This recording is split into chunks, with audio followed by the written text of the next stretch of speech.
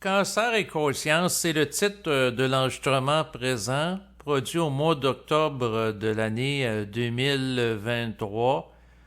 Donc, comme par rapport à tous les enregistrements que je peux produire au fil du temps, la petite mise en garde que je fais, c'est de dire aux gens de ne pas croire ce que je dis, de vérifier par vous-même là, si les propos tenus sont réels.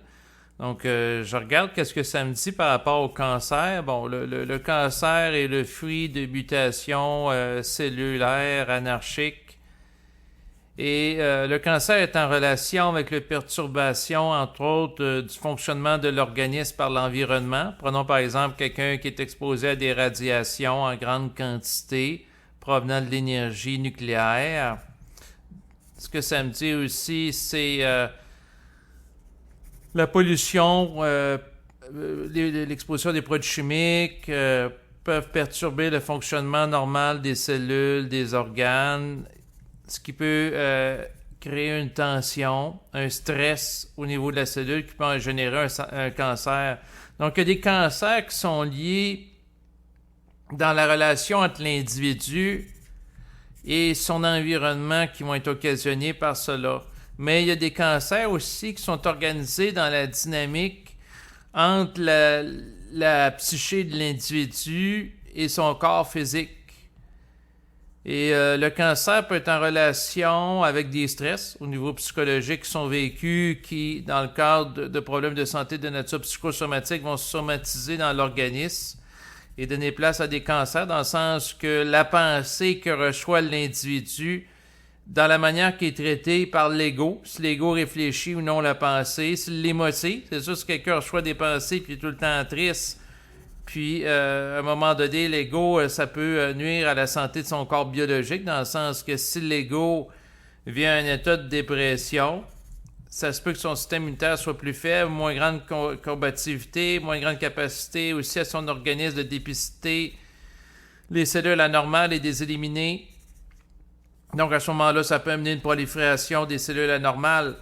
Donc il y a multiples causes par rapport au cancer. La science actuelle va mettre beaucoup l'emphase dans l'optique du dévoilement là, des causes liées à l'environnement. Par exemple, s'il y a les gens qui sont exposés à des produits chimiques forts, que bon, ça peut perturber l'organisme. Les gens dans le domaine de l'industrie nucléaire qui travaillent pour des centrales nucléaires, ils ont des protocoles de protection adoptés dans le cadre de leur travail pour éviter la contamination liée aux radiations. La psychologie actuelle va tenir compte aussi de la variation subjective par rapport à l'ego, dans le sens que l'ego qui vit une forme de stress sur le plan psychologique, stress qui peut être généré par le travail, peut être généré par la suite par rapport à des problèmes relationnels. Ça peut avoir une incidence naturellement sur l'état de santé cellulaire.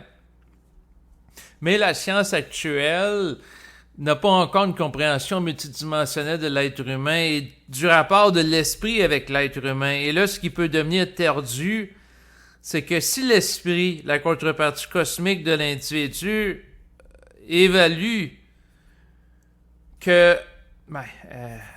là, c'est délicat, là, ce que je dois dire.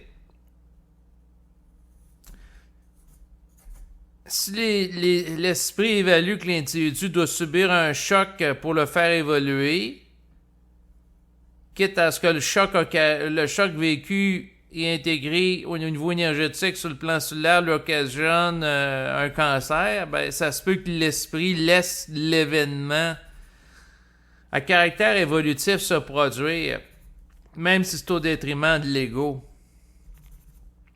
Le but de l'esprit, c'est que l'ego évolue. C'est pas que l'ego soit en pleine santé et l'esprit a plus intérêt à œuvrer ou à travailler qu'un ego qui est en état d'ouverture. Or, malheureusement, ça c'est moi qui le réfléchis, mais souvent l'ego qui va être en position d'ouverture, ça va être un ego qui aura une défaillance au niveau de la santé, défaillance financière, relationnelle, etc., qui fait que il peut pas être rigide, il peut pas être en puissance.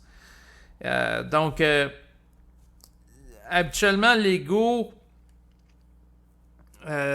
qui est appelé à changer, ben ça prend des chocs, puis un des chocs, ça peut être développer un cancer. Est-ce que le cancer peut servir à l'évolution de conscience d'une personne? Certainement. Tout peut servir par rapport à ça.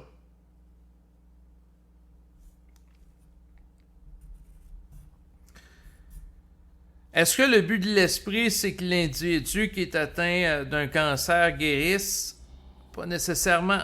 Le but de l'esprit, c'est de véhiculer de l'énergie, c'est ajuster les corps de l'ego.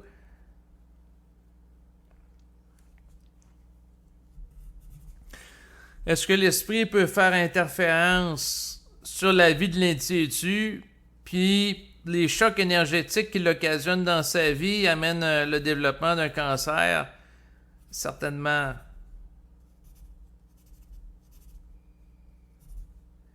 Est-ce qu'il y a des cancers qui échappent à la volonté de l'ego, dans le sens qu'on peut dire, ben, si quelqu'un développe un cancer lié, par exemple, à boire trop d'alcool, au niveau du foie, lié aux poumons parce qu'il fume la cigarette, etc., bon, il peut y avoir des variables sur lesquelles l'ego a un pouvoir d'agir, mais est-ce qu'il y a des variables qui échappent à l'ego? La réponse, c'est oui. Le but de l'esprit, c'est pas que l'ego soit en santé à tout prix, mais que l'ego évolue. Et si le cancer ou d'autres problèmes de santé, en fait, ça pourrait être n'importe quel de santé, amène l'ego à changer vibratoirement, puis à être mis au pied du mur pour apporter des changements significatifs dans sa vie. Donc, changer un second niveau. Puis à ce moment-là, le fait que la personne a un cancer peut servir un agenda évolutif.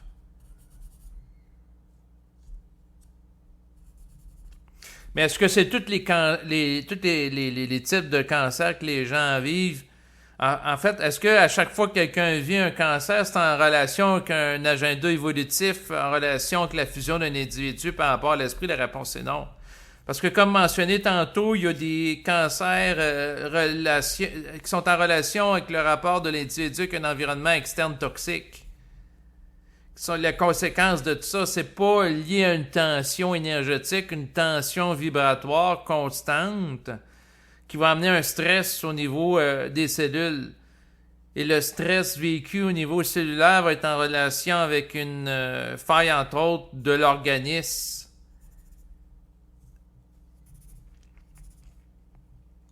Est-ce que le processus de transmutation énergétique d'un ego qui passe de la conscience planétaire à la conscience cosmique pourrait ou peut amener à ce qu'il y ait un cancer? La réponse c'est oui. Donc le cancer n'est pas nécessairement le produit d'un état d'inconscience. En fait, le cancer peut être le produit de l'activité de la surconscience au sein de l'individu. Donc, tout ça pour dire que si vous êtes en contact avec des gens dans votre environnement qui sont atteints du cancer, ou si vous-même vous développez un cancer,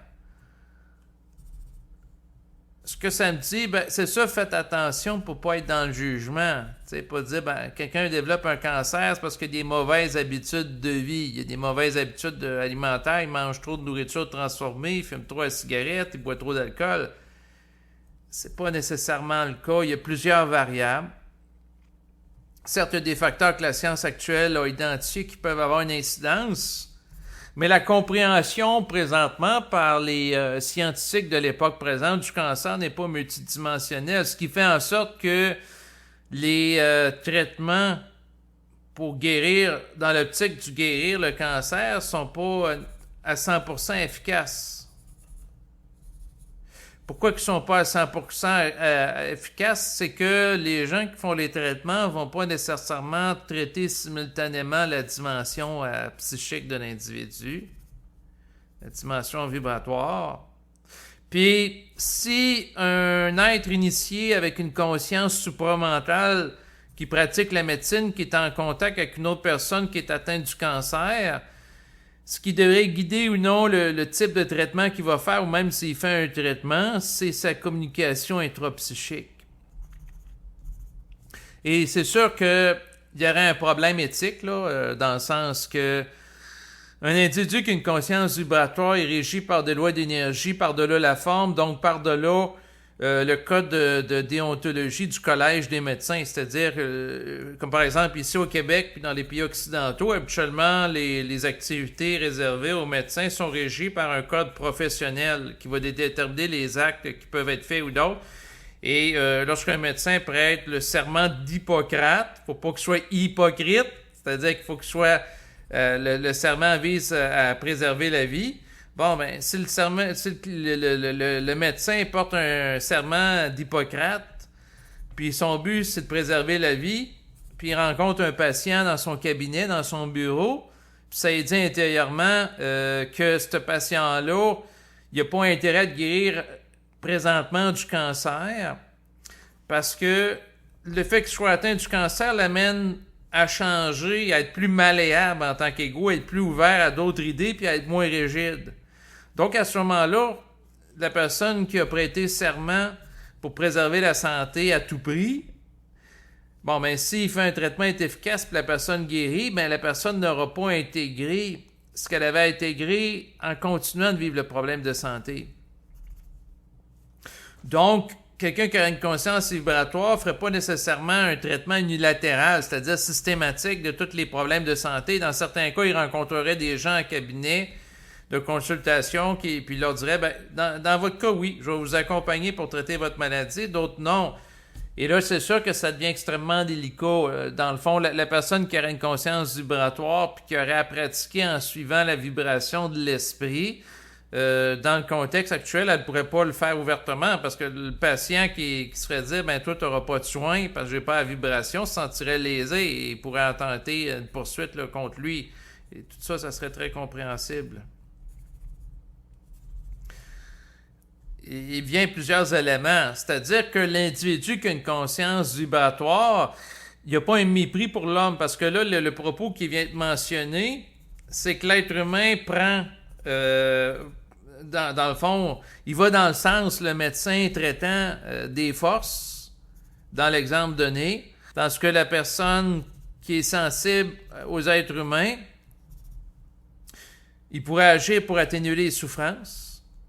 Il pourrait être mis en vibration pour lui donner des explications sur la raison et la fonction du cancer dans sa vie. Et s'il n'y aurait pas à le guérir, il pourrait y expliquer pourquoi.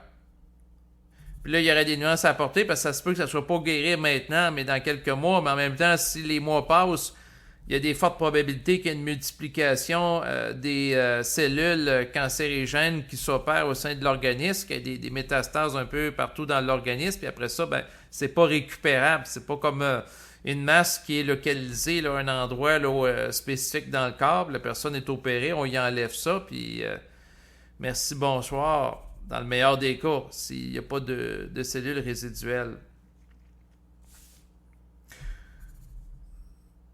Quand que je parle du cancer, dans le fond, je regarde ce qui émerge dans mon mental, puis j'ai plusieurs considérations. Ce que ça me dit, les traitements pour traiter le cancer dans les prochaines années vont se perfectionner. Ils vont intégrer davantage de technologies. L'intelligence artificielle va servir, entre autres, à détecter avec de plus en plus de précision la présence de masse ou de micromasse ou de même de petites cellules cancérigènes définissales au sein de l'organisme. Les traitements vont s'améliorer avec le temps. Mais en même temps, la conscience de l'être humain va s'améliorer puis va s'élargir, donc avoir une plus grande compréhension. D'ailleurs, la dimension émotionnelle qui a une incidence sur le cancer, en plus de prendre en considération la dimension des prédispositions génétiques, va être de plus en plus pris en conséquence, sauf que la dimension physique, avec le bagage génétique que la personne a hérité de ses parents, combiné à sa façon de gérer les émotions, c'est deux variables, mais il y en a d'autres. Il y a la relation que vit la personne avec l'esprit. Et l'être humain aussi doit réaliser que c'est pas parce que, par exemple, un initié a un problème de santé chronique grave ou que la personne a un cancer que finalement la personne n'est pas totalement consciente. La personne, sur le plan psychique, peut être très lucide tout en vivant la maladie, voire en mourissant. Et là, il y a des gens qui vont me dire, ben là, à quoi ça sert de se conscientiser si finalement on peut se ramasser à développer des problèmes de santé graves, comme par exemple le cancer?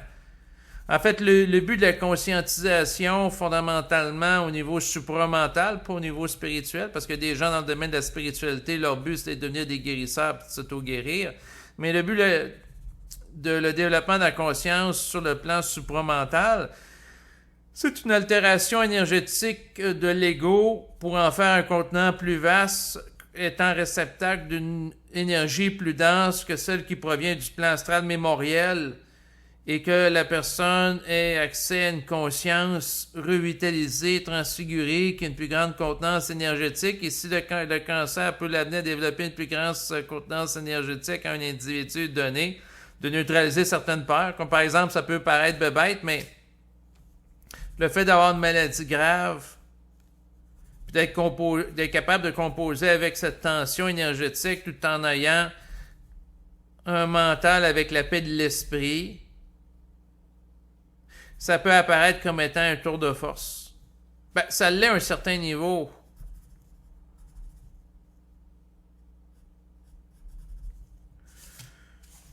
Est-ce que c'est tout le monde qui a à vivre ça? Pas du tout.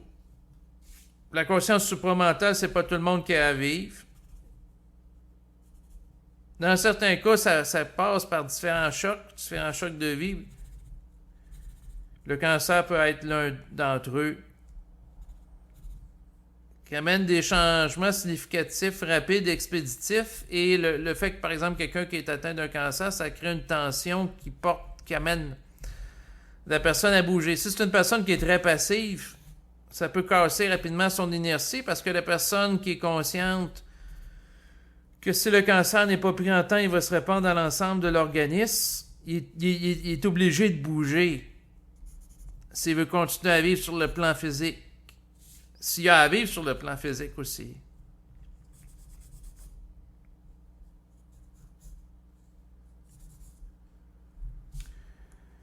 Le but de l'esprit, c'est pas de surprotéger l'être humain, c'est pas de l'épargner des maladies, des problèmes.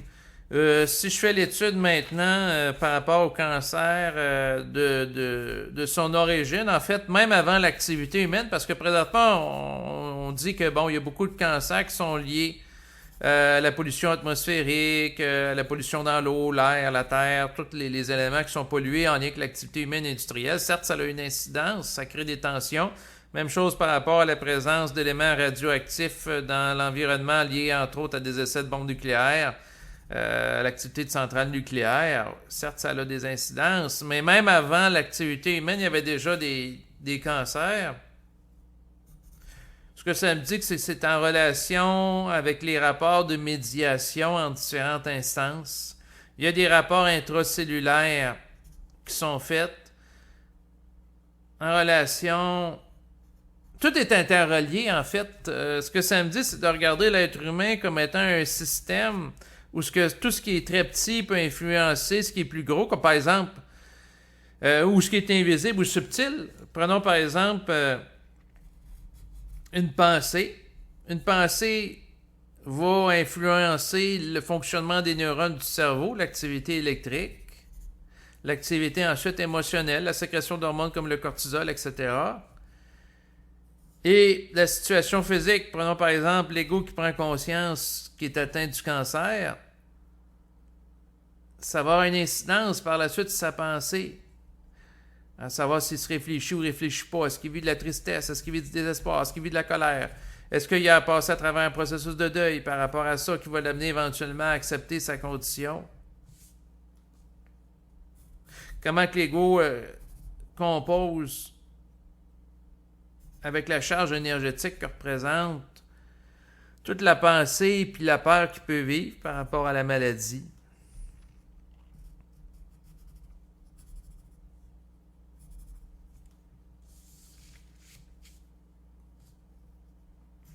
Mais en fait, ce qui me vient en tête, c'est que le cancer c'est quelque chose que l'individu qui a une sensibilité qui peut communiquer avec l'esprit peut aborder d'une manière impersonnelle avec lui. L'individu peut demander des explications, bon, que ce soit par rapport au cancer, mais ça peut être d'autres problèmes de santé. Pourquoi qu'il y a ça? pourquoi que ça maintenant plutôt qu'à un autre moment? Puis regarde c'est quoi les explications qui émergent.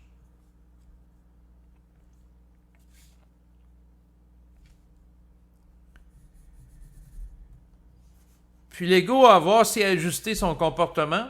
Dans certains cas, il y a des égos qui, par rapport à un cancer, bon, ils arrêtent de fumer, ils arrêtent de boire de l'alcool, ils font plus d'activité physique. La personne qui a trop absorbé une grande quantité de radiation en travaillant dans l'industrie liée au nucléaire, ben ça se peut faut qu'elle fasse autre chose. Ou que la personne vit trop de stress au travail, trop de tension. Elle doit réorganiser sa vie en lien avec ça. Donc, dans certains cas, il y a des ajustements qui sont faits qui amènent la personne à retrouver la santé, d'autres non. Ça dépend. Ce que ça me dit intérieurement, la priorité de l'ego devrait être en adéquation avec lui-même en tant qu'esprit, plutôt que vivre seulement avec le désir d'être en santé. Ou d'avoir un corps physique en santé. Chercher la santé à tout prix peut être une forme d'enlisement de l'ego par rapport à du mémoriel, à du désir. Puis ça amène, dans certains cas, un statu quo psychologique de l'ego à se maintenir dans le temps d'une manière qui va à l'encontre de l'évolution. Donc, si, par exemple, les gens aujourd'hui auraient accès à toute la technologie pour se guérir du cancer quand ils veulent, ou avoir des corps physiques qui pourraient rendre immortels en fonction de leur subjectivité, alors que leur ego est coloré puis astralisé, ça pourrait donner place à des monstruosités, dans le sens que des individus très orgueilleux, qui seraient immortels, dominants, pourrait faire beaucoup de ravages. Donc, si par exemple quelqu'un qui est un terroriste, intégriste, qui a certaines croyances religieuses qui veut imposer au reste de l'humanité, puis la personne aurait la capacité de se guérir à volonté de cancer ou d'autres maladies, son corps physique immortel, bon, ben, elle pourrait faire beaucoup de ravages, surtout qu'elle ne pourrait pas être neutralisée dans son activité sur le plan physique. Est-ce qu'au niveau de l'esprit, il existe du hasard? La réponse, c'est non. La réponse aussi, c'est que le cancer s'inscrit dans une dynamique systémique. Une dynamique systémique qui est en relation avec un contexte évolutif dans lequel l'ego se trouve, qui peut être propice à son émergence. Donc, aujourd'hui, le domaine de la science et de la technologie est en voie de développement. L'être humain apprend à maîtriser progressivement des outils technologiques, comme par exemple l'énergie nucléaire. Donc, c'est sûr que les gens qui ont été des pionniers, comme Pierre et Marie Curie, par rapport, dans le fond, à ce qu'ils ont développé, puis eux autres se sont ramassés avec des problèmes de santé là, par rapport à la technologie qu'ils ont développée, ben, l'exposition à des éléments radioactifs, ben, c'est sûr qu'aujourd'hui, il y a des protocoles de sécurité pour, par exemple, faire une radiographie ou utiliser du matériel radioactif, chose qu'il n'y avait pas autrefois. Donc ça, c'est l'être humain qui apprend à maîtriser certaines choses. Puis le manque de maîtrise de certains éléments amène le développement de cancer par la stupidité et l'inconscience de l'être humain, mais en même temps, la stupidité et l'inconscience de l'être humain n'est pas à blâmer. Dans le sens que si l'être humain ne peut pas contenir plus d'informations, ben, il fait ce qu'il peut avec les outils qu'il a. Puis si l'être humain n'a pas assez de contenance énergétique, ben, il va développer les outils qu'il peut et non pas les outils qui l'empêcheraient de développer des problèmes de santé, le cancer. Même chose sur le plan médical, on développe des médicaments qui ont des effets secondaires ou des traitements. Prenons par exemple le cas de la chimiothérapie. Bon, ben, c'est un traitement qui a pour effet d'amener, c'est sûr, par la suite, au lieu de s'attaquer juste à des cellules spécifiques, on s'attaque à plusieurs cellules, puis là, la personne a des effets secondaires, des gens vont avoir des vomissements ou autres. Bon, ben, c'est en relation avec le fait que le traitement n'est pas assez spécifique, n'est pas assez ciblé. Mais éventuellement, avec la thérapie géminique, ça sera plus ciblé dans le futur. Mais on est dans des situations de structure Quand je regarde les choses en tant qu'égaux, tu sais, je trouve ça aberrant. Parce que sans doute comme moi, vous avez connu dans votre environnement des gens qui sont atteints du cancer ou qui vont l'être. C'est une maladie de plus en plus répandue en Occident. Ou peut-être même vous allez en vivre un. C'est ça, moi je regarde ça avec mon ego, je trouve ça aberrant. Souvent quand je discute avec l'esprit, ce qui va émerger, c'est sûr que c'est difficile pour moi, mais ça me donne un éclairage. Souvent, ce qui vient, c'est que ça peut pas être autrement par rapport à certains systèmes d'amener qu'il y ait une grande quantité de la population qui a des cancers. Pour des problèmes de gestion de la technologie, je veux dire l'ère industrielle, puis la gestion de la technologie qui s'est beaucoup développée dans les 250 dernières années, c'est nouveau. On n'a pas des corps physiques qui sont acclimatés avec le contexte de vie présent, étant donné que pendant des millénaires, nos corps physiques ont été habitués de vivre dans un contexte où il n'y avait pas autant d'abondance de nourriture. Donc, dans le sens qu'aujourd'hui, il y a beaucoup de gens qui sont en surpoids. Ensuite, c'est sûr que l'abondance de nourriture, dans certains cas, ça peut amener des tensions de l'organisme. Ça peut nuire. C'est comme quelqu'un qui prend trop de sucre, trop d'alcool, bon, cancer du foie, ainsi de suite.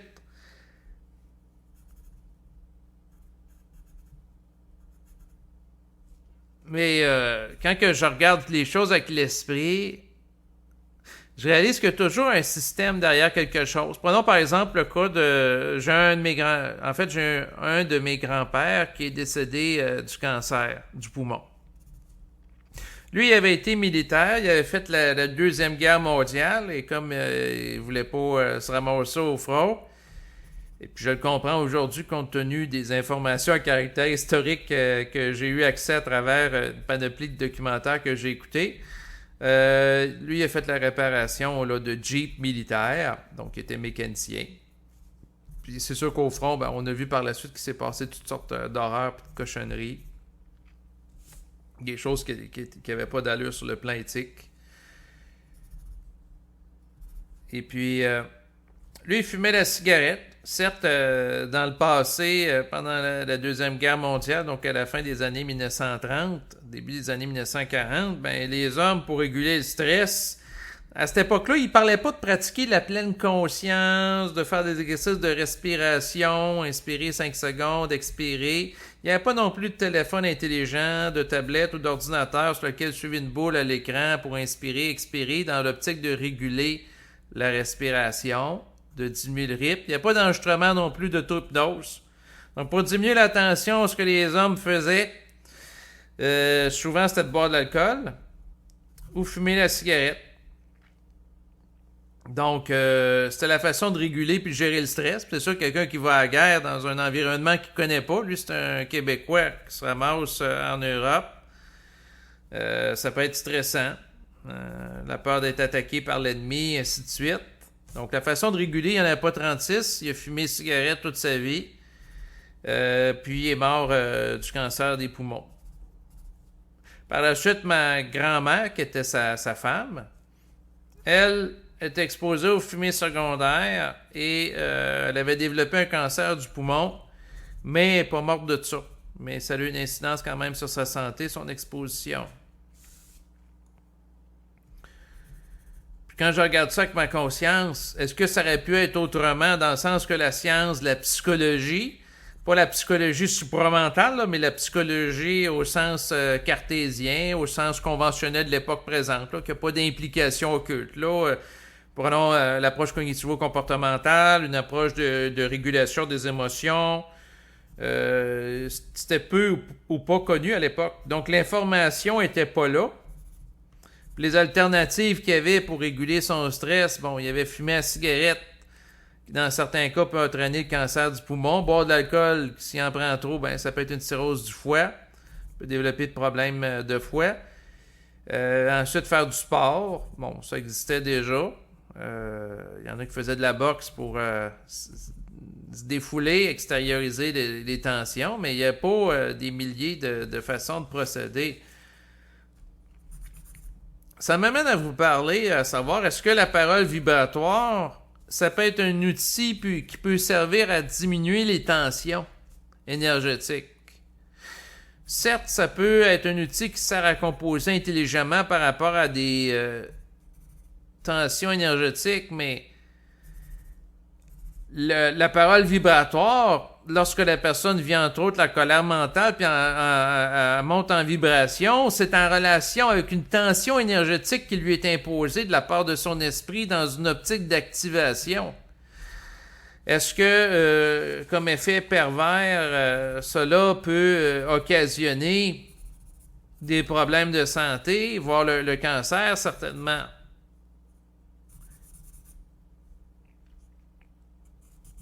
Est-ce que la base de l'esprit, son intention, c'est que la personne, dans certains cas, ait le cancer? Pas nécessairement. Son intention, à la base, son principe premier, son modus operandi qui va amener à travailler un individu, c'est qu'il évolue. En santé ou pas. Tandis que l'ego, surtout quand il est sensible, il va vouloir être en santé. Mais est-ce que l'ego peut interférer sur l'activité de l'esprit? Certes, au même titre que l'esprit peut interférer sur lui. Est-ce que l'ego peut imposer à l'esprit le fait que son corps soit en santé tout le temps? Tant que l'ego n'a pas horizontalisé son rapport à l'esprit, il ne peut pas le faire parce que c'est la vibration qui est la plus forte qui domine dans le cosmos. Or, si la vibration de l'esprit est plus forte que celle de l'ego, eh bien, c'est celle de l'esprit qui va avoir préséance comme intentionnalité, comme volonté sur celle de l'ego. Est-ce que l'ego peut contester de subir une maladie qui occasionne des problématiques de santé importantes, comme par exemple le cancer? Certes, l'ego peut contester ce qu'il vit. Si l'ego est contrarié par une maladie ou gêné dans son fonctionnement quotidien, l'ego, il peut contester l'esprit. L'ego peut obtenir des explications à travers l'intuition, communication intrapsychique de l'esprit sur la nature de sa maladie, la fonction qu'elle a dans sa vie.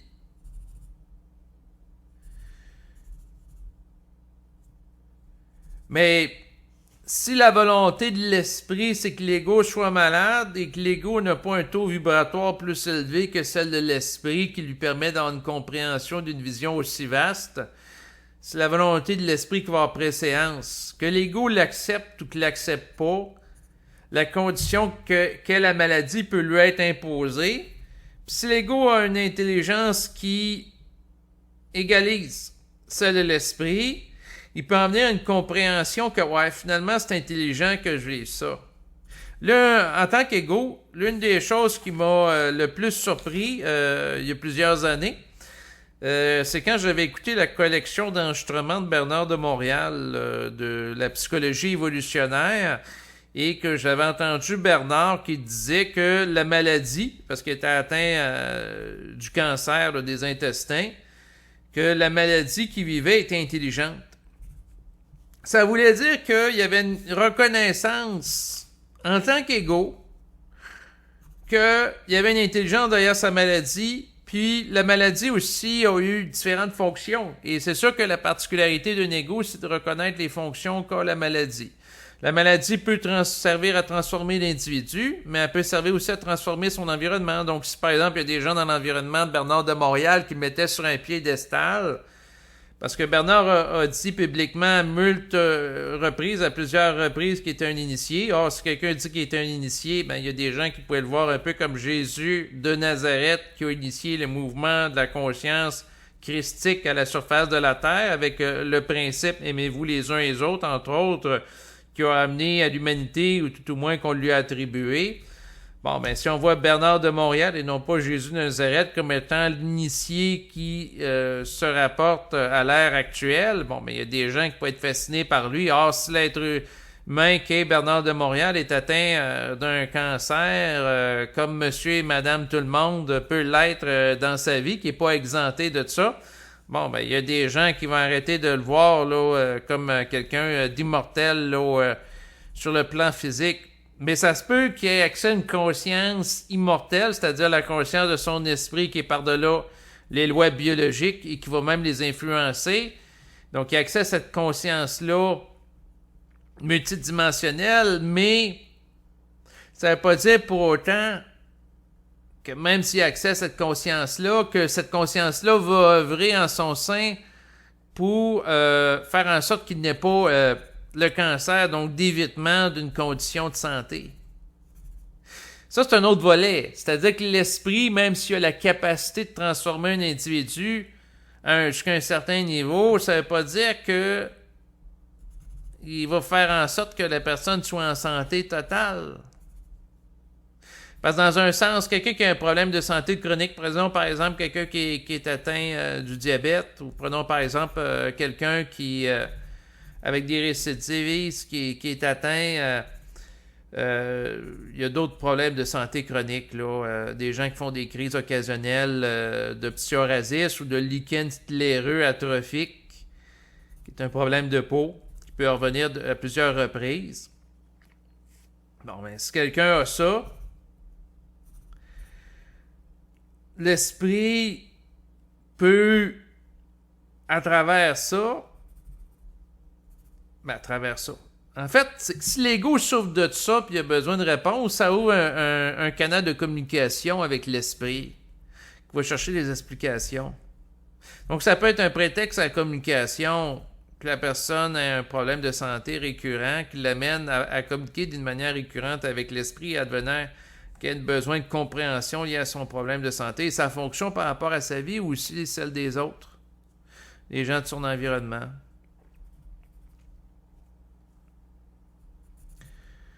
Est-ce que l'ego peut éviter certaines conditions? La réponse, c'est non. L'ego peut résister à des conditions. Il peut être en déni, il peut vouloir ne voir pas clair, mais est-ce qu'il peut passer outre à certaines conditions qui lui étaient imposées? La réponse, c'est non.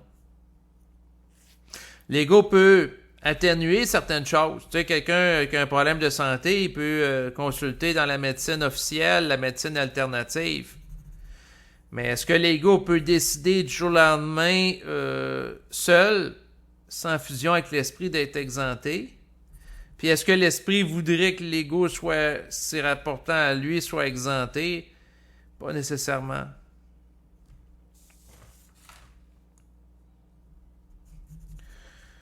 Donc, quand que je m'intéresse en tant qu'ego à la médecine d'une perspective psychologique, je vais écouter sur Internet, il y a beaucoup de documentation.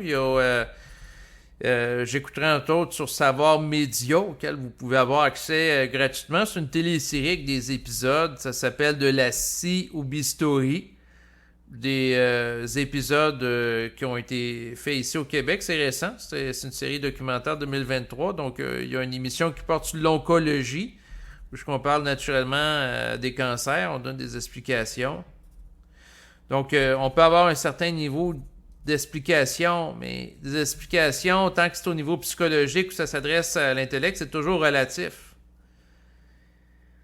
C'est pas des explications absolues. Et l'individu qui est en contact avec l'esprit peut avoir accès à une explication absolue, mais en même temps, il peut être désinformé par l'esprit. Fait que là, on tombe dans des situations particulières parce que l'esprit, certes, peut avoir accès au savoir, mais il n'y a pas nécessairement intérêt à ce que l'ego ait accès simultanément au savoir dans le même délai de temps, car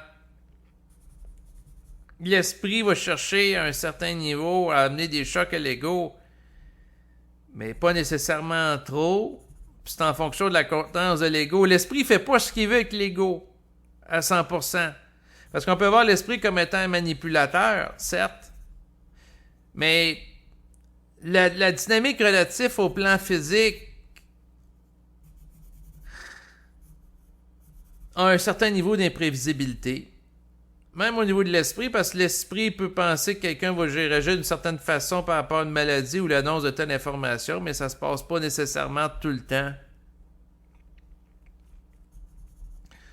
La réponse, c'est qu'on est l'esprit comme l'ego, comme les cellules qui composent l'être humain, sont impliquées dans un système qui est complexe.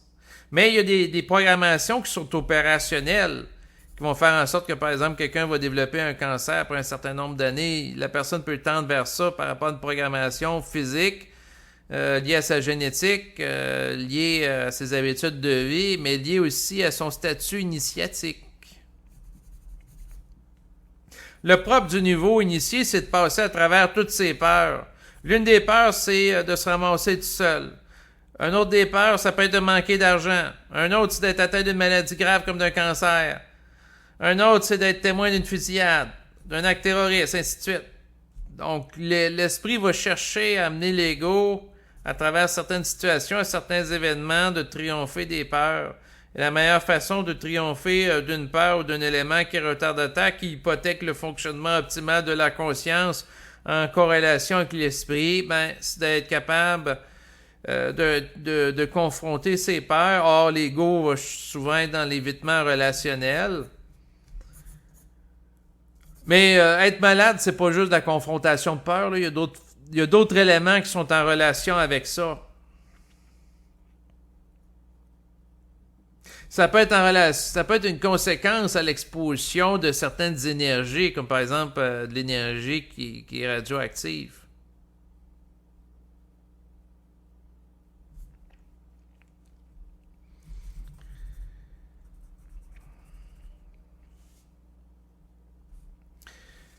Des fois, je parle d'un sujet, j'essaie d'y aller à fond, hein, de voir, puis là, je reçois des idées, ça dure 1 minute, 2 minutes, 3 minutes, 20 minutes, 40 minutes. À un moment donné, ça ralentit, à un moment donné, ça disparaît. L'esprit me dit, je pourrais passer ma vie à essayer de comprendre, par exemple, pourquoi quelqu'un va développer un cancer plutôt qu'un autre. Je pourrais réfléchir à ça, puis même si je le faisais, je passais 40 ans ou 50 ans à étudier ça, surtout qu'aujourd'hui, il y a beaucoup d'informations en matière de cancérologie. Je pourrais le faire psychologiquement, mais j'aurais jamais la totalité de la réponse parce que le réel est vaste. Puis c'est lié à des enchaînements multisystémiques. La meilleure chose que l'ego peut faire, c'est composer avec l'événement de nature multisystème en ayant une stabilité psychique qui permet de conserver sa liaison avec l'esprit pour garder un mental centrique.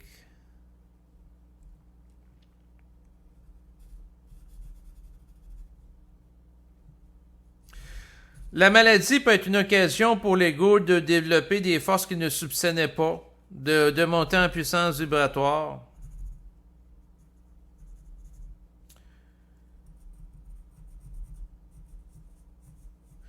Mais tout ça, c'est subtil, hein? Parce qu'il y a des égos qui se sentent faibles, qui ont une faible estime de soi, que l'esprit va les manipuler pour les amener en puissance. Puis il y en a d'autres qui naissent déjà en puissance avec des principes très expansifs en eux. Au contraire, il faut diminuer l'expansion pour les amener à être plus en état de contraction.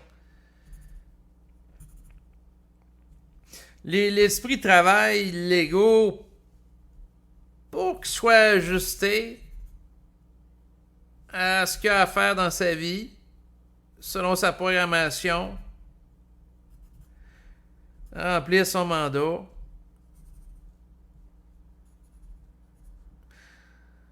Et parfois, la maladie sert à équilibrer l'ego. Sert à équilibrer l'ego dans le sens que s'il y a un mouvement trop expansif, de le diminuer. Donc, quelqu'un qui se prend pour un autre, puis finalement, la personne est malade comme tout le monde, elle peut plus être orgueilleuse en disant qu'elle est au-dessus de la maladie. Prenons par exemple quelqu'un qui est guérisseur, puis il va dire qu'il est capable de guérir tout le monde, que ce soit dans la médecine parallèle ou la science officielle, puis la personne s'enorgueillit de ça, puis elle-même est confrontée avec une maladie qu'elle n'est pas capable de guérir. Mais la personne est obligée de reconnaître ses limites. En fait, l'ego est obligé de reconnaître qu'il ne contrôle pas tout.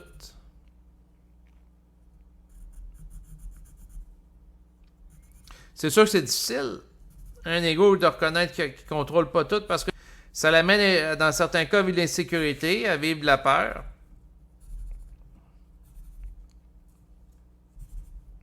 On peut chercher à contrôler l'information par rapport au cancer ou d'autres maladies en se documentant beaucoup sur Internet.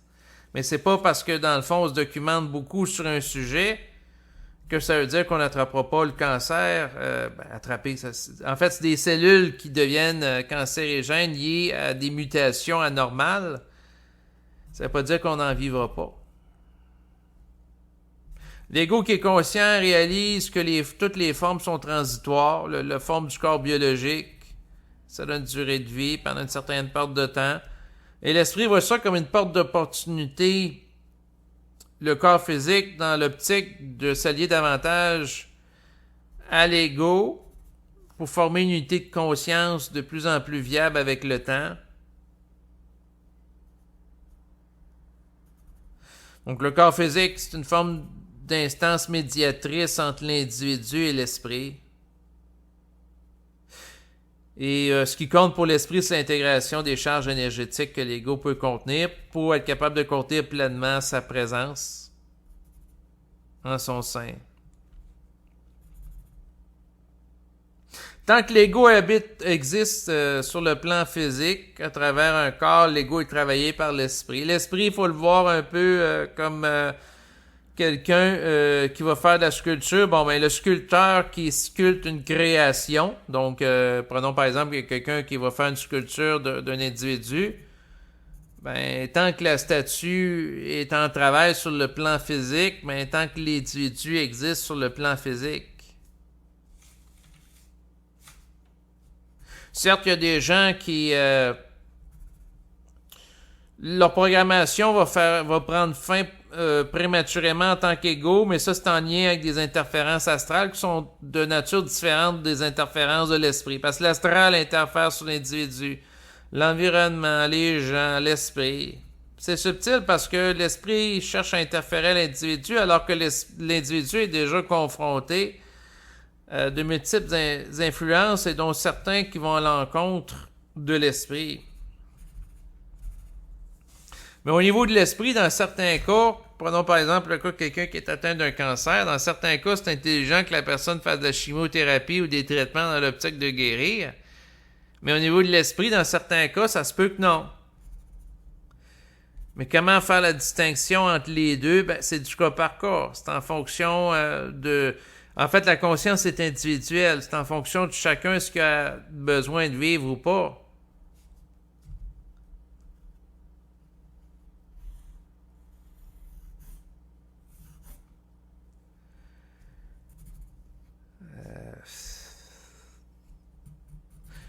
Avoir une attitude psychologique, puis s'attacher à la forme de la santé à tout prix, c'est pas un signe d'intelligence.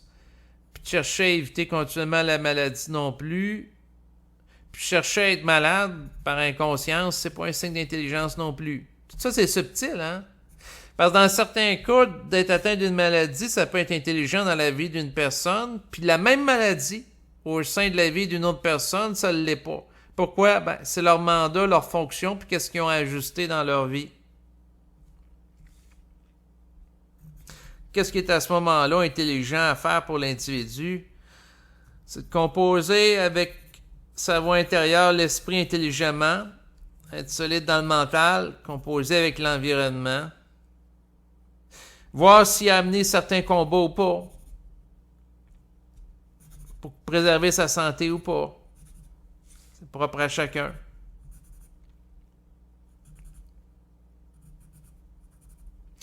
Ce que ça me dit par rapport à l'évolution de la médecine va individuer son rapport à l'individu avec des traitements de santé.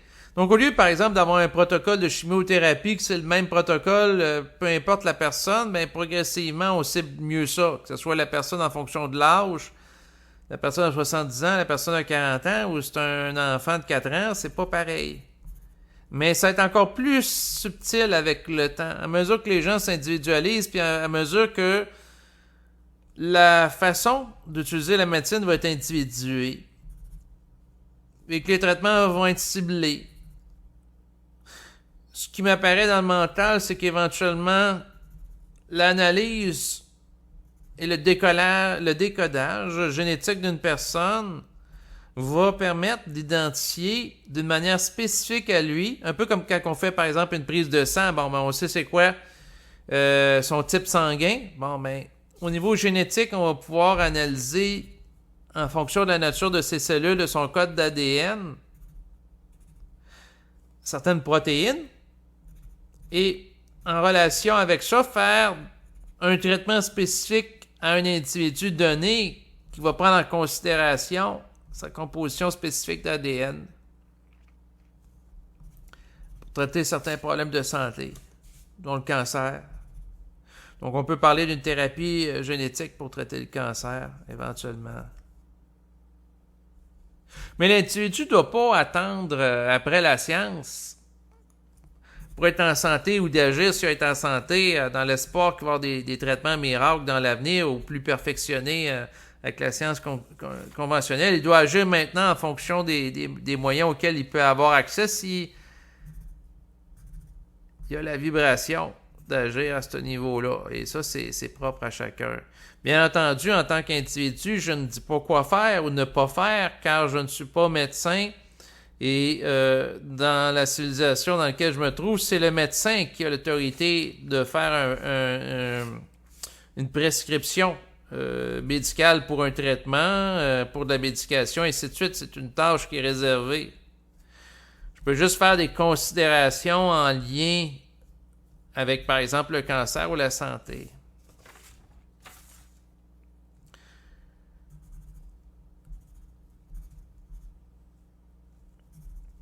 Ce que ça me dit, c'est que le cancer est en relation avec une faille de programmation de la matière. En fait, la matière, de la réalité physique, la réalité biologique.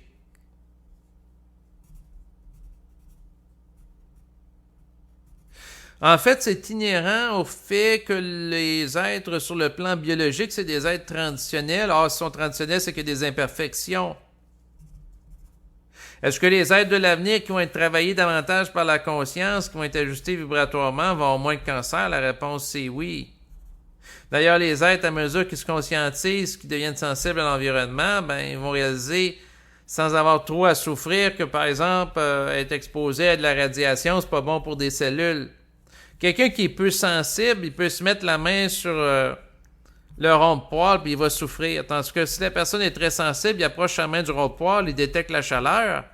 La personne est présente de corps et d'esprit, elle perçoit clairement le signal, elle ne met pas la main sur le rond-poil. Tandis que l'autre qui est distrait, il parle, il réfléchit, il est présent de corps mais pas d'esprit parce qu'il pense à ses vacances qu'il veut faire en Floride. Bon, ben ça se peut que malencontreusement, il mette sa main sur le rond-poil puis il se blesse. Tandis que l'autre qui est présent de corps et d'esprit parce qu'il est dans un état de vide mental, ou qui est en état de réception intrapsychique de la conscience de l'esprit en son sein, puis l'esprit lui donne l'information que stop, parce que si tu mets ta main sur un poil, ta main brûle, bon, mais il y a eu le signal intérieur, il n'y a pas eu besoin nécessairement de mettre la main sur le rond de poil ou même d'être... les personnes peuvent quand même à bonne distance puis de ne pas être exposées à la chaleur, puis il a intercepté le signal.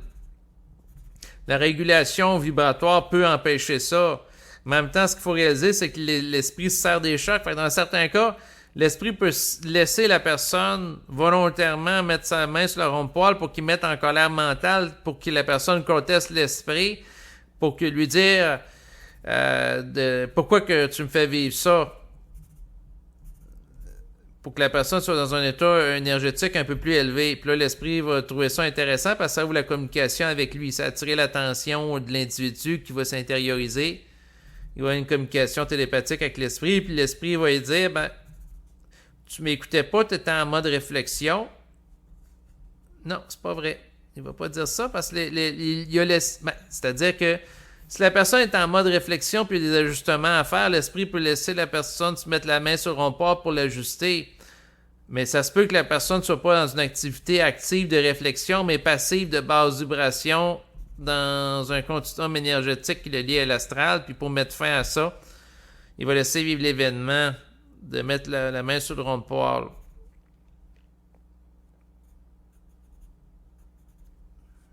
Ou de vivre le cancer. C'est subtil parce que l'esprit peut percevoir que si une personne, pendant un nombre X d'années, continue à fumer la cigarette, il va développer le cancer. Sauf que si l'esprit cherche à amener la personne à attirer son attention sur lui, puis l'individu ne le fait pas d'une manière volontairement, il n'écoute pas le signal intérieur, ben il peut laisser la situation se dégrader pour qu'éventuellement, lorsque la situation est suffisamment dégradée, la communication s'enchaîne avec lui. Mais c'est pas parce que la personne vit une communication télépathique suite au fait qu'elle a appris qu'elle avait le cancer, puis là, soudainement, elle devient plus ouverte, d'esprit, que ça veut dire que pour autant elle va guérir du cancer, parce que le cancer peut certes servir à établir une communication entre l'individu et l'esprit, s'intérioriser, s'ouvrir aux médecines alternatives, au paranormal, au domaine des guérisseurs si la médecine conventionnelle ne donne pas un succès, un rétablissement après un certain laps de temps. Mais le cancer a une autre fonction dans la vie de la personne ou dans la vie de l'environnement de la personne. Et là, il y a une fonction occulte que j'aborde en fin d'enregistrement parce qu'elle est un petit peu délicate. Je vais vous en parler parce que ça peut être le cas de certaines personnes. C'est-à-dire qu'il y a des gens qui ont accompli ce qu'ils devaient accomplir sur Terre, puis ils sont pas là pour faire du temps sur Terre non plus comme des prisonniers. Ils sont pas là à vivre éternellement sur Terre. Et dans le fond, être atteint d'une maladie grave comme d'un cancer, ça peut être une porte de sortie politiquement correcte pour un initié lorsqu'il a complété son mandat pour changer de plan à travers la maladie. Donc, autrement dit, si la personne a véhiculé un certain nombre de la conscience à un certain nombre de personnes pendant un certain nombre d'années pour activer ce qu'on appelle une roue énergétique, c'est-à-dire activer des gens qui peuvent être le vecteur de la vibration par la suite. Donc, un instructeur qui va former d'autres instructeurs qui éventuellement vont former d'autres instructeurs, et ainsi de suite. Donc, quelqu'un qui est un instructeur supramental, si le rayonnement de sa parole amène des gens à être altérés sur le plan psychique, il y en a peut-être une centaine, 2000, puis par la suite, ces 2000 personnes-là vont altérer psychiquement 2000 autres personnes. Bon, mais il y a une dimension d'une roue exponentielle qui est mise en place. Est-ce que la personne qui initie ça et qui est incompréhensible, qui n'est pas en mesure d'être comprise à 100% par les gens de son environnement parce qu'ils n'ont pas le même statut vibratoire, ils ne peuvent pas compter le nombre de chocs, puis d'une certaine façon, la personne qui est totalement consciente puis qui n'a pas d'interlocuteur sur le plan physique parce qu'elle est toute seule à vivre ça, ben, c'est une forme d'ennui. Dans le sens qu'il n'y a pas de réciprocité psychique qu'elle peut établir de manière absolue avec des gens de son environnement. Donc, elle est toujours en tension avec les gens de son environnement. Dans le sens que si la personne vibre à 100%, puis est en contact avec quelqu'un qui vibre, disons, à 80% de son plein potentiel, ben, il y a une lourdeur. Le 20% qui manque crée une lourdeur. Dans le sens que sa vibration de l'autre, qui manque d'ajustement, certes, quelqu'un qui vibre à 80% plutôt que 40% ou 20%, c'est plus agréable dans l'environnement, mais il y a toujours une lourdeur énergétique à la côtoyer. Or, la personne qui vibre à 100% puis qui côtoie des gens, les gens dans la rue qui vivent à 20-30%, c'est pas agréable. Ensuite, les gens qui vont à ces séminaires ou à ces conférences qui vibrent un petit peu plus élevés, avec les années, pas les curieux qui commencent à y aller là, une première fois ou une deuxième fois, mais les gens que ça fait 10, 20, tant qu'ils vont, bon, il y en a qui vont rehausser le taux vibratoire, tout dépendant des cas, puis tout dépendant de leur fonction. Il y a des gens qui vont passer de 40 à 41, puis c'est bien correct. Il y en a d'autres qui vont passer de 40 à 60, 40 à 80, et ainsi de suite. Mais si la personne n'a pas la capacité d'avoir un interlocuteur au même niveau, est plafonnée au niveau du savoir qu'elle peut avoir, puis elle a l'impression d'être un professeur dans une cour de récréation alors qu'il y a un doctorat, puis il appartient à une autre forme de civilisation. Donc, quelqu'un qui appartient à une conscience éthérique, puis la personne vient ici faire un mandat, un peu comme, par exemple, vous avez des soldats qui ont été canadiens, qui ont été en Afghanistan temporairement. Ils ont été là pour surveiller des endroits, pour que il y ait une stabilisation de certaines zones, mais pour eux autres, c'était pas un mode de vie, c'était de faire ça temporairement en vue de faire d'autres choses. L'initié, c'est un petit peu le même principe. Il fait ce qu'il a accompli sur Terre, ensuite il passe à un autre plan de réalité. Il n'est pas là pour faire du temps comme un prisonnier. Et à ce moment-là, le cancer n'a pas une fonction que s'il est atteint d'un cancer, les gens vont le désacraliser. Ils ne verront pas lui, à travers lui, un messie ou quelqu'un qui doivent idolâtrer. L'autre fonction du cancer, c'est une porte de sortie politiquement correcte. Donc, autrement dit, la personne, si elle meurt du cancer, elle meurt comme tout le monde, c'est correct. Tandis que si la personne, au bout de son mandat, Elle quitterait son corps, ça créerait une fascination spirituelle ou une mort style la personne se dématérialise. Ça créerait un choc psychologique pour beaucoup de gens. Ça mettrait la personne aussi qui connaîtrait ça dans une espèce de rôle de divinité, de maître spirituel. Ça mènerait des mystifications qui ne sont pas nécessairement souhaitables de sa personne. Ça créerait de la fascination.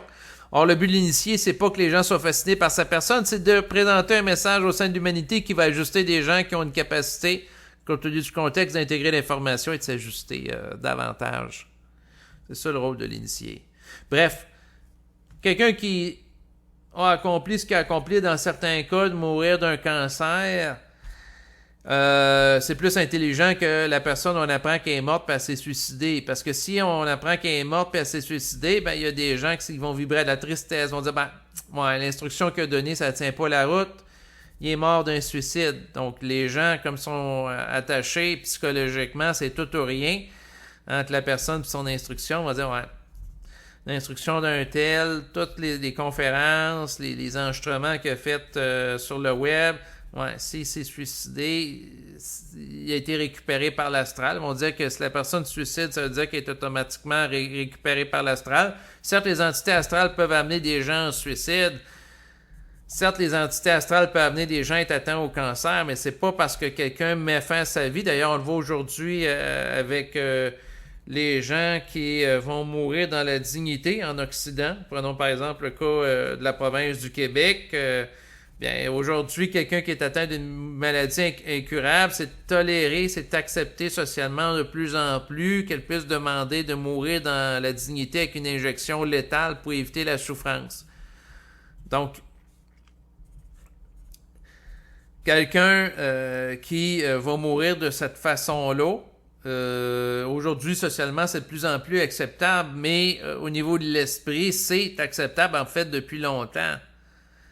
Ou de mourir au niveau physique, c'est-à-dire quitter le corps physique, c'est-à-dire que la conscience qui a accompli ce qu'elle devait accomplir, puis elle a connu les changements énergétiques qu'elle devait vivre, ou elle a participé à faire vivre des changements énergétiques à des gens de l'environnement, mais comme on dit, les graines sont semées, puis qu'elles passent à autre chose, à ce moment-là, il y a de l'intelligence. Mais ça peut être difficile à accepter pour l'ego. Donc, dans un certain niveau, on peut dire que quelqu'un qui est atteint d'un cancer puis une conscience initiatique, et ça lui dirait de pas nécessairement d'aller de l'avant avec les traitements en chimiothérapie ou autre dans l'optique de combattre le cancer. Dans certains cas, c'est pas le cas tout le temps, je fais des nuances très importantes, ça peut être en relation avec un scénario d'exfiltration, donc de faire sortir d'un système évolutif une conscience qui a intégré ce qu'elle avait intégré ou faire ce qu'elle avait à faire avec le système évolutif pour l'amener un petit peu plus loin, pour passer à un autre niveau de réalité. En fait, la Terre, c'est une planète école. C'est pas normal que quelqu'un reste ici éternellement. Prenons, par exemple, la première année du primaire par rapport aux écoles québécoises. Bon, ben, quelqu'un qui resterait éternellement à la première année, ça serait ennuyeux. La personne, elle stagne sur le plan développemental. Elle a amené à sature. Tu sais, tout le temps apprendre les bases du français ou des mathématiques, c'est redondant. Donc, la personne a appelé à autre chose. Sur le plan vibratoire, c'est la même chose, non pas en fonction de la forme, mais en fonction de l'énergie. C'est-à-dire que la personne qui a atteint une optimisation d'un niveau de contenance d'énergie par rapport à un corps biologique donné, à une époque donnée, en relation avec un contexte socio-culturel donné, lorsque l'optimum est atteint, de ce qu'elle peut intégrer ou faire intégrer à l'environnement ou un mélange des deux. Parce que l'individu peut ajuster l'environnement au même titre qu'il peut être ajusté par lui. À un moment donné, vient le temps de passer à autre chose, de changer de plan. Et si l'individu a une sensibilité puis une intelligence par rapport à l'esprit, il va comprendre l'intelligence de changer de plan quand c'est le temps. Mais tout ça, c'est subtil puis c'est délicat parce que dans certains cas, il y a des gens qui sont très ajustés vibratoirement qui vont demander de mourir dans la dignité, donc l'euthanasie, puis dans certains cas, d'autres non. Donc ça dépend. Si c'est un mouvement qui suit une vibration, c'est un mouvement en réaction avec une peur, la peur de souffrir, Tu sais, il y a plusieurs choses. C'est très, très, très, très complexe, ce type de sujet-là. Et très délicat. Mais pour en revenir à la question du cancer, qui était le sujet que je visais à aborder en priorité dans le cadre de cet enregistrement, en fait, le cancer, comme différentes maladies, ça revient à dire qu'il peut avoir des fonctions multiples selon les différentes personnes, puis tout est reçu selon la forme du récipient, selon la psychologie de l'individu. Il y a des gens qui vont être plus déprimés que d'autres d'apprendre qu'ils ont un cancer. Ça dépend du contexte. Donc, tout ça pour dire que souvent, ce qui est difficile à accepter pour l'ego, c'est la dimension qu'un volet de sa vie lui échappe, qui n'est pas en contrôle, comme mentionné tantôt. Mais l'ego ultimement accepté que la vie, il ne contrôle pas totalement. Certes, il peut contester l'esprit. Certes, il peut chercher l'esprit à s'ajuster davantage par lui, à davantage le respecter. Oui, il peut y avoir des ajustements vibratoires parce que l'esprit peut être mis en vibration par l'ego qui a été préalablement mis en vibration avec lui. C'est un continuum énergétique. L'ego reçoit une énergie très puissante qui lui crée un choc. Cette énergie-là lui donne une puissance d'occasionner des chocs vibratoires, dont certains qui peuvent réajuster l'esprit à un certain niveau. Mais tant que l'ego n'est pas parfaitement ajusté à l'esprit, c'est la programmation de l'esprit qui s'ajuste. Puis quand l'ego a une conscience égalisée à celle de l'esprit, ben, il réalise l'intelligence de la programmation de l'esprit. Donc, il fonctionne en harmonie avec lui, puis il est plus dans une dynamique de la contestation.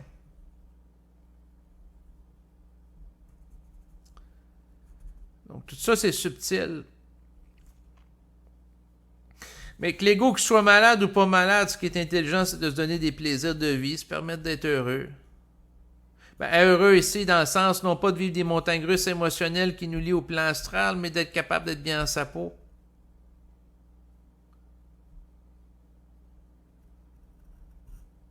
De pulser un état énergétique qui est par-delà la réflexion.